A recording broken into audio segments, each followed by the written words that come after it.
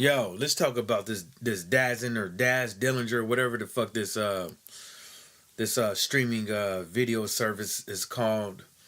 I'm gonna say this. Eddie Hearn done fucked up. He should have had fighters on deck before he even gotten to deal with these cats. Because that's because when you pitching something like this at a $1 billion, you would think that would have came up like, who you gonna sign, where the money, how we gonna recruit these funds and blah blah blah whoop, because they're not giving $1 billion up so they can't make money, so people can know their name. They're giving the $1 billion up so they can make more money. You see what I'm saying? How do you have a $1 billion cap, right?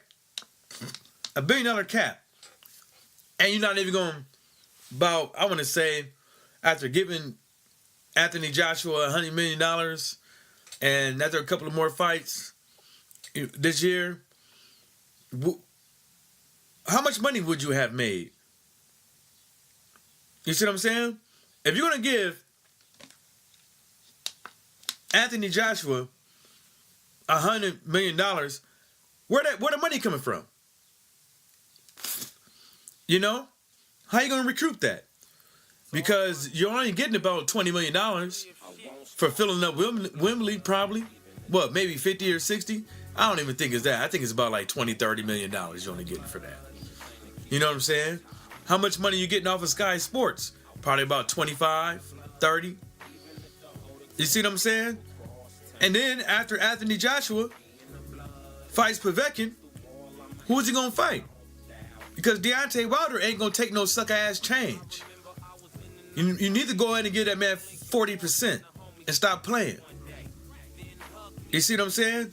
So this whole dazzing, or whatever it's called, dancing, it's stupid. It's a good idea, but it's a good idea if, well, it would have been a good plan, and it would look real good on paper if Eddie Hearn would have had fighters on deck. Because he ain't got that many. And the fighters that he do got, there's only one that he's been putting money into, and that's Anthony Joshua. He ain't been putting money into them other guys. He ain't been giving them other guys no good looks and stuff like that. Hell, look who Dillian White fought in his last 7 fights. Nobody's. He ain't even trying to give that guy any type of limelight. The only limelight Dillian White has, it comes off of the silhouette of Anthony Joshua. That's all he get. You know what I'm saying? And, the whole basis of the PBC was to give the consumers quality fights at a reasonable price. You see what I'm saying?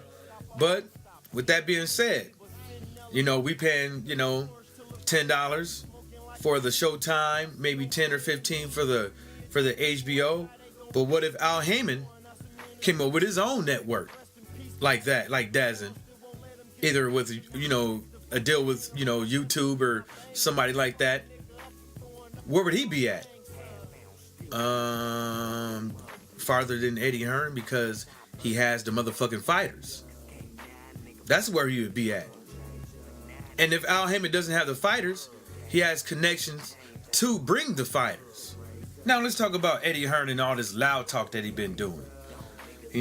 Talking underneath his breath about, Deontay Wilder and how he's stuck in a rut because, ain't really nobody out there for him to fight, and that's some shit that he caused because he didn't want to put his fighter in a ring, for that great massive risk.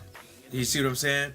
And not only that, he started talking under his breath about Al Heyman and Deontay Wilder's promoters and some of the promoters in the United States.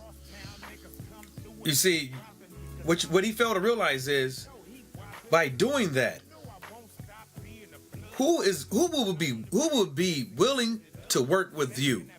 Who would be willing to help you out?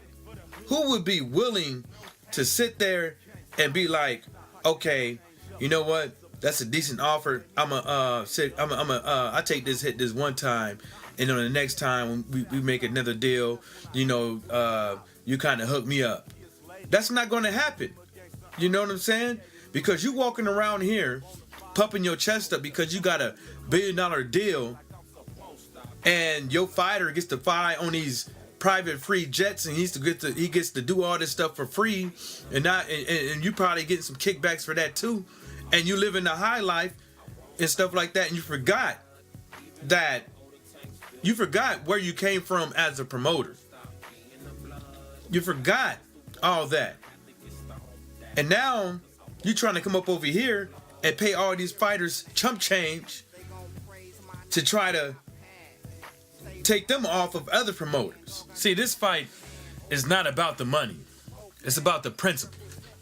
And that's the reason why Deontay Wilder hasn't taken the offer yet. Because it's about the principle. You mean to tell me you gave Joseph Parker, 30-something%, and you're going to give him 20-something% of the fight? Probably not even that, because you was offering 12.5 million. And then on top of that is you sit over there and you loud talk and you talk down about why he should take the money and blah blah woo woo woo. But what you fail to realize is it's no longer about the money. Like I said, it's about the principle. You can't go around running your mouth like that and expect people to take silly ass offers. You see what I'm saying? Because if you would have never start running your mouth like that, like you was doing, lying about Shelly Finkel, lying about Deontay Wilder, and now you lying about Al Heyman, and now you lying about other promoters, he would have took the damn money. And now you got to go over there. Probably you got to go to Russia now, because if you don't give if they don't give up to Alexander Povetkin's promoters' demands, it's going to Russia. And I wonder how the referee's going to treat you over there in Russia. You see what I'm saying? You don't want to fight over here in the U.S. and you start talking about refs and all that stuff, and then you start talking about, oh, you want the unification to be in the U.K., but how them refs going to treat you over there in Russia? Because if that fight with Alexander Povetkin, Alexander P.E.D. motherfucking Povetkin, goes to the scorecards and it looks like Alexander Povetkin kind of pieced him up a little bit, I wonder what would happen. Shout out to all the boxing fans and the boxing YouTube channels and everybody out there that ain't falling for Eddie Hearn's bullshit, and shout outs to the LDBC.